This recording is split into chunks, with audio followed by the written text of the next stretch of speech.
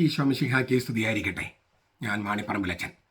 ഫെബ്രുവരി 24 sister റാണി Maria.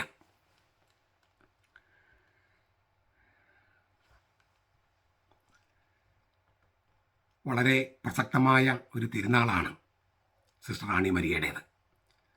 നമ്മൾ മണിപ്പൂരിലെ അഗ്നി ഇതുവരെയും ശമിച്ചിട്ടില്ല. ക്രിസ്ത്യാനികൾ ക്രൂരമായി കൊല്ലപ്പെടുകയും നമ്മുടെ സ്ത്രീകളും കുട്ടികളും പരസ്യമായി ആക്ഷേപിക്കപ്പെടുകയും നാണം കെടുത്തപ്പെടുകയും അതുപോലെ ബലാത്സംഗം ചെയ്യപ്പെടുകയും അങ്ങനെ നമ്മുടെ ക്രിസ്തീയ വിശ്വാസം ചവിട്ടി അരയ്ക്കപ്പെടുന്ന ഒരു സാഹചര്യമുണ്ട്. മണിപ്പൂരിൽ നിന്നും പാലയൂർക്ക് ഒരു പാലം വയ്ക്കാം എന്നാണ് എനിക്ക് തോന്നണേ. ഇപ്പോൾ ഇത് നമ്മുടെ തോമാസ് ലീഗ രണ്ടാമതായി സ്ഥാപിച്ച പള്ളി അല്ലെങ്കിൽ മൂന്നാമതായി സ്ഥാപിച്ച പള്ളി, അതിനെ ആക്രമിക്കാനായിട്ട് ചില ആളുകൾ ഇങ്ങനെ ഇറങ്ങിയിരിക്കുകയാണ്. അപ്പോൾ മണിപ്പൂരും പാലയൂരും വലിയ അകലമുണ്ടെന്ന് എനിക്ക് തോന്നുന്നില്ല. ഇങ്ങനെയുള്ള ഒരു പശ്ചാത്തലത്തിലാണ് സിസ്റ്റർ റാണി മരിയയുടെ രക്തസാക്ഷിത്വം നമ്മൾ ആഘോഷിക്കുന്നത്. മധ്യപ്രദേശിൽ വെച്ച് കൊല്ലപ്പെട്ടു. ഞാൻ ഇതിൻ്റെ പ്രായോഗികമായ സന്ദേശത്തിൽ വരുന്നതിന് മുൻപ് രണ്ട് പ്രധാനപ്പെട്ട കാര്യങ്ങളൊന്ന് സൂചിപ്പിക്കട്ടെ. റാണി മരിയുമായിട്ട് ബന്ധപ്പെട്ടത്. ഇപ്പം ആ മൂവി, സിസ്റ്ററിനെ കുറിച്ചുള്ള movie the face of the faceless, അതെല്ലാം നിങ്ങൾ പലരും കണ്ടിട്ടുണ്ട്.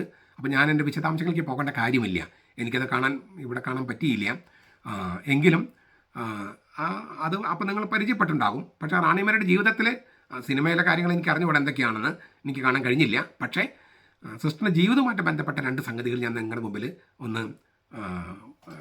ഒന്ന് പറയാൻ ആഗ്രഹിക്കുകയാണ്. കാരണം ഇന്നത്തെ സന്ദേശത്തിന് വളരെ പ്രസക്തമാണത്. ഈ സിസ്റ്റർ റാണി മരിയ ജീവിച്ചിരുന്നാൽ അവിടെയുള്ള അനീതി തങ്ങൾക്ക് തുടരാൻ കഴിയില്ല എന്ന് കണക്കാക്കിയിട്ട് വാടക കൊലയാളികളെ എടുത്തിട്ടാണ് സിസ്റ്റർ റാണി മരിയയെ ഉന്മൂലനം ചെയ്യുന്നത്. അവർ ആയുധം എടുത്ത് റാണി മരിയയെ കൊല്ലുമ്പോൾ 3 പേരുണ്ടായിരുന്നു കൂടെ. പക്ഷേ ഒരാൾ മാത്രമാണ് ശിക്ഷിക്കപ്പെട്ടത്.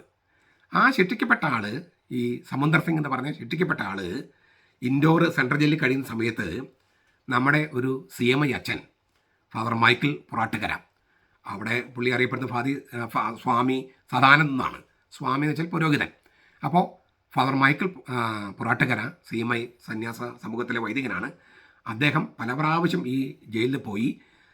അദ്ദേഹവുമായി സംഭാഷണത്തിലാണ് ഈ സമുദ്ര സിംഗിൻ്റെ ആദ്യത്തെ മാനസാന്തരം നടക്കുന്നത്. അതായത് തന്നെ വാടക കൊലയാളിയാണ് ഇങ്ങോര്, തന്നെ ചതിച്ചവരെ ജയിലിൽ നിന്ന് ഇറങ്ങിയാൽ അവരും കൂടി കൊന്നിട്ട് വീണ്ടും ജയിലിൽ പോകുകയോ അല്ലെങ്കിൽ തൂക്കുകയറ് വാങ്ങിക്കുകയോ ചെയ്യുന്നുള്ള മട്ടിൽ ഇരുന്ന ആ സമുദ്ര സിംഗിനെ പല പ്രാവശ്യം ഈ അച്ഛൻ ചെന്ന് സംസാരിച്ചാണ് ആ തീരുമാനത്തെ മാറ്റിയത്. തന്നെ ചതിച്ചവരെ താൻ കൊല്ലും എന്ന തീരുമാനത്തിൽ നിന്ന് ഈ കൊലപാതകിയെ മാനസാന്തരപ്പെടുത്തിയത് നമ്മുടെ ഒരു അച്ഛനാണ്, ഫാദർ മൈക്കിൾ പുറാട്ടുകര. രണ്ടാമത്തെ സംഗതി എന്ന് ഞാൻ പറയുന്നത്, ഈ റാണി മരിയയുടെ വീട്ടുകാർ, അതായത് മാതാപിതാക്കളും സഹോദരങ്ങളും ജയിലിൽ ചെന്ന് കണ്ടു. അങ്ങനെ ഈ ജയിൽ വിമുക്തനാകുമ്പോൾ അദ്ദേഹം മാനസാന്തരപ്പെടാനുള്ള രണ്ടാമത്തെ കാരണം എനിക്കൊന്നത്, ഇത് മധ്യപ്രദേശിലൊക്കെ അവർക്ക് ചിന്തിക്കാൻ പോലും പറ്റാത്ത സംഗതിയാണ്. ഈ കൊല്ലപ്പെട്ട മകളുടെ മാതാപിതാക്കൾ ചെന്ന് കാണുക മാത്രമല്ല, ഈ അദ്ദേഹത്തിന് ശിക്ഷയെ ഇളവ് കൊടുക്കണമെന്ന് പറഞ്ഞിട്ട് മുഖ്യമന്ത്രിയെയും ഗവർണറെയും കണ്ടു. അങ്ങനെയാണ് ഈ സമുദ്ര സിംഗിൻ്റെ ജയിൽ മോചനം വേഗത്തിലായത്. തങ്ങളുടെ മകളെ കൊന്നവന് അവന് മാപ്പ് കൊടുക്കണമെന്നും അവന് ശിക്ഷ ഇളവ് ചെയ്യണമെന്നും മുഖ്യമന്ത്രിയും ഗവർണറെയും കണ്ട് ഈ സിസ്റ്ററിൻ്റെ വീട്ടുകാർ. അപ്പോൾ സിസ്റ്റർ മാത്രമല്ലല്ലോ പുണ്യവതിയായിരിക്കുന്നത്, ആ വീട്ടുകാർ മുഴുവൻ വിശുദ്ധിയിലല്ലേ.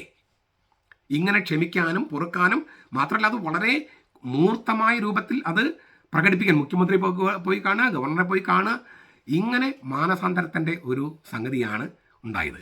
ഈ രണ്ട് സംഗതികളാണ് ഞാൻ പറയാൻ ആഗ്രഹിക്കുന്നത്. അതായത് നമ്മുടെ ക്രിസ്തീയ സംസ്കാരം എന്ന് പറയുന്നത് ഇതാണ്.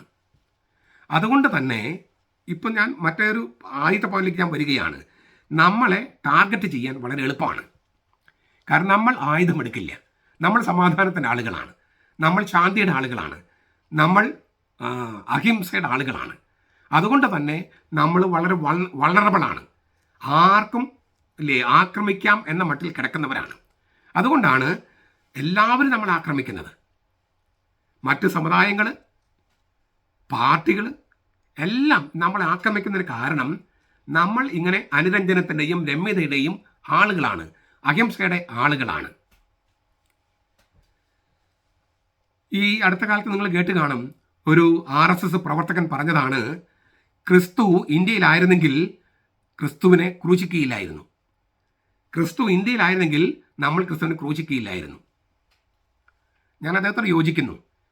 ഈ യേശു ക്രിസ്തുവിന് അന്ന് 12,000 വർഷങ്ങൾക്ക് മുമ്പത്തെ കാര്യം പറഞ്ഞേ, 3 വിചാരണകൾ കഴിഞ്ഞ് നിഷ്കളങ്കനെന്ന് വിധിച്ചതിന് ശേഷമാണ് കുരിശിൽ, അല്ലേ, നിഷ്കളങ്കനെന്ന് വിധിച്ചു ന്യായാധിപൻ, എന്നിട്ടാണ് കുരിശിലേറിയത്. നിഷ്കളങ്കനായിട്ടാണ് കുരിശിലേറിയത്. ഇവിടെ വിചാരണയുണ്ടോ? ഇവിടെ കേസുണ്ടോ? ആൾക്കൂട്ട കൊലപാതകമല്ലേ? അതുകൊണ്ട് ക്രിസ്തു ഇന്ത്യയിൽ ജനിച്ചിരുന്നെങ്കിൽ വിചാരണയോ ക്രൂശിക്കലോ ഉണ്ടാകുമായിരുന്നില്ല എന്ന് അങ്ങോട്ട് പറഞ്ഞ് വളരെ ശരിയാണ്. കാരണം എന്താണ്? ആൾക്കൂട്ടം വന്ന് പച്ചയ്ക്ക് കത്തിക്കലാണ് ഇന്ത്യയിൽ. വിചാരണയോ വിസ്താരമോ ഒന്നുമില്ലാതെ ആൾക്കൂട്ടം വന്ന് പച്ചയ്ക്ക് കത്തിക്കലാണ്. അതുകൊണ്ട് ക്രിസ്തു ഇന്ത്യയിൽ ജനിച്ചിരുന്നെങ്കിൽ വിചാരണ ഉണ്ടാകില്ല, ക്രൂശമരണം ഉണ്ടാകില്ല. ആൾക്കൂട്ടം വന്ന് മണിപ്പൂരിൽ സംഭവിച്ചതുപോലെ പച്ചയ്ക്ക് കത്തിക്കുമായിരുന്നു. അത് അന്നും ഇന്നും നമ്മുടെ കൺവെട്ടത്തും നടന്നുകൊണ്ടിരിക്കുകയാണത്. ഞാനത് പറയാൻ കാരണം, ഞാൻ തുടക്കത്തിൽ പറഞ്ഞു മണിപ്പൂരിൽ നിന്ന് പാലയൂരിലേക്ക് ഒരു പാലം എന്ന് ഞാൻ പറഞ്ഞു. ഞാൻ എൻ്റെ ഒരു അനുഭവം പറയട്ടെ.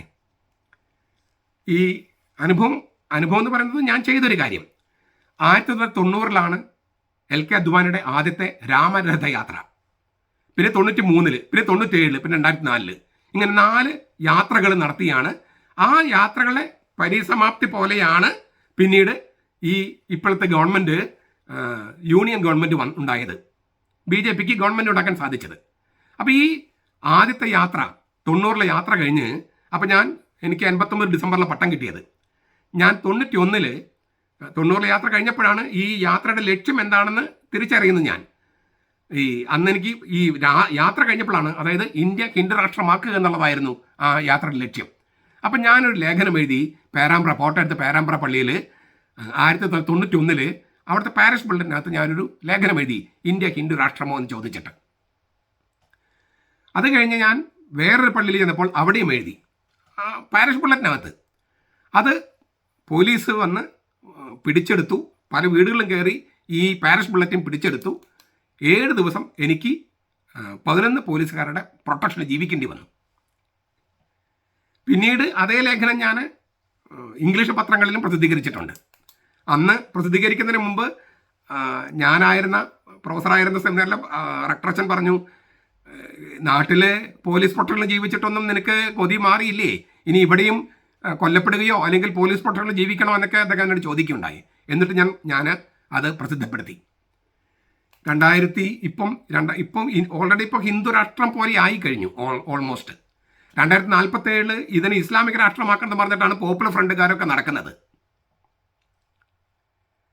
അപ്പോൾ ഇതിനെ മറികടക്കണമെങ്കിൽ എത്ര പേരുടെ രക്തസാക്ഷിത്വം വേണ്ടി വരും? എത്ര റാണി മരിയമ്മയുടെ രക്തസാക്ഷിത്വം വേണ്ടി വരും?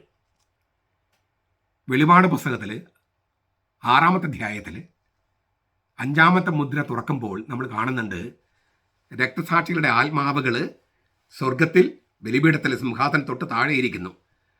ആ ആത്മാവുകൾ ദൈവത്തോട് ചോദിക്കുകയാണ്, നീ എന്നാണ് ഞങ്ങൾക്ക് വേണ്ടി പ്രതികാരം ചെയ്യുക? ഞങ്ങളുടെ രക്തത്തിന് നീ എന്നാണ് പ്രതികാരം ചെയ്യുക? അപ്പോൾ അവർക്ക് വെള്ളവസ്ത്രം കൊടുത്തിട്ട് പറഞ്ഞു, കുറച്ച് നാളോട് കാത്തിരിക്കുക, ഞാൻ രക്തസാക്ഷികളെ കുറച്ച് എണ്ണം നിശ്ചയിച്ചിട്ടുണ്ട്. ആ രക്തസാക്ഷികളുടെ എണ്ണം പൂർത്തിയാകുമ്പോൾ ഞാൻ നിങ്ങളെ അന്യായമായിട്ട് നിങ്ങളെ ശിക്ഷിച്ച് കൊന്നവർക്ക് അവർക്കെതിരെ ഞാൻ എൻ്റെ ന്യായവിധി നടപ്പാക്കും. ദൈവം രക്തസാക്ഷികളുടെ എണ്ണം നിശ്ചയിച്ചിട്ടുണ്ട്. ആ എണ്ണം പൂർത്തിയാകുമ്പോൾ ഈ പറഞ്ഞ, ഇപ്പം നമ്മൾ നേരത്തെ പറഞ്ഞില്ലേ, മണിപ്പൂർ, മധ്യപ്രദേശ്, പാലയൂരോ എവിടേക്കെങ്കിലും പോകട്ടെ, അവിടെയെല്ലാം ആരാണോ മർദ്ദിച്ചത്, ആരാണോ നമ്മളെ കൊന്നത്, ആരാണോ നമ്മളെ ആക്രമിക്കുന്നത്, അവരെല്ലാവരും തന്നെ മാനസാന്തരപ്പെടും.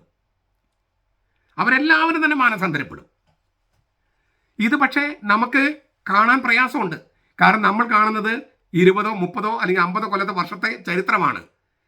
കർത്താവ് കാണുന്നത് ലോകാരംഭം മുതൽ ലോകാവസാനം വരെയാണ്.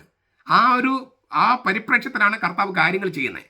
അതിനാൽ ഞാൻ പറഞ്ഞു വരുന്നത്, നമ്മുടെ വിശ്വാസവും പ്രത്യാശയും ഒട്ടും നശിക്കരുത്.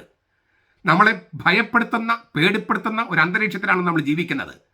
പക്ഷേ ക്രൈസ്തവ വിശ്വാസത്തിന് വേണ്ടി സിസ്റ്റർ റാണി മരിയായെ പോലെ രക്തം ചിന്താനും അത് നീതിക്ക് വേണ്ടി നിൽക്കുമ്പോൾ നമ്മളെ കൊല്ലുന്നവരോടോ നമ്മളെ ആക്രമിക്കുന്നവരോടോ ക്ഷമിക്കാനും ഈ സിസ്റ്റർ റാണി മരിയുടെ വീട്ടുകാർ ചെയ്തതുപോലെയും സീമ അച്ഛൻ ചെയ്തതുപോലെയും ആരാണോ കുറ്റക്കാര് അവര് മാനസാന്തരപ്പെടാൻ വേണ്ടി കർത്താവിന്റെ അടുക്കൽ കൈകൾ ഉയർത്തിപ്പിടിച്ച് പ്രാർത്ഥിക്കുന്ന, അപ്പോൾ സ്വർഗത്തിലെ സിംഹാസനം തൊട്ട് താഴെയിരിക്കുന്ന ഈ രക്തസാക്ഷികളുടെ ആത്മാക്കളുടെ പ്രാർത്ഥനയോട് നമ്മുടെ പ്രാർത്ഥനകൾ ചേരും.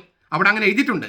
ആ പ്രാർത്ഥന ചേർന്ന് അങ്ങനെ ഈ ഇന്ത്യയെ മുഴുവൻ കർത്താവ്, നമ്മളും മതപരിവർത്തനത്തിലൂടെയല്ല, കർത്താവ് മാനസാന്തരപ്പെടുത്താൻ ഇരിക്കുന്നു എന്നതിൻ്റെ ഒരു സൂചനയായിട്ടാണ് ഞാൻ ഈ രക്തസാക്ഷിത്വത്തെ കാണുന്നത്. അതിനാൽ നമ്മൾ പേടിക്കാതെ, ശരീരത്തെ കൊല്ലുന്നവനെ പേടിക്കണ്ട എന്ന് കർത്താവ് പറഞ്ഞിട്ടുണ്ട്. അതിനാൽ ധീരമായിട്ട് മുന്നോട്ട് പോവുക. രക്തസാക്ഷികളുടെ ഇത്ര എണ്ണം ആകുമ്പോൾ കർത്താവ് ഈ പ്രദേശങ്ങൾ മുഴുവൻ കർത്താവിലേക്ക് മാനസാന്തരപ്പെടുത്തുന്ന ദിവസങ്ങൾ വന്നു ചേരുക തന്നെ ചെയ്യുമെന്ന് നമുക്ക് ഉറച്ച് വിശ്വസിക്കാം.